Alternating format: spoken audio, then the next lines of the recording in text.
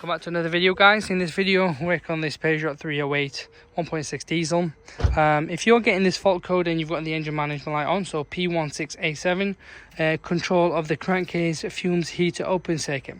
If you're getting this, I'll tell you where the location of this sensor is, and it's to be found here. This is the sensor itself. Again, we've always said, check the wiring, make sure all connections are good. If that's okay, it'll be most likely this that's causing it. So in other words, replace it. You can certainly buy an electrical sprayer, which I'll put the link in below so you can grab one. Spray the electrical sprayer. If that works, good. If not, buy an OEM original one, guys. I don't think I've got the codes on there, but buy an original OEM, plug it in, and once you have, do a full scan and clear, and that should hopefully eliminate it. But that code is to be found here, this sensor.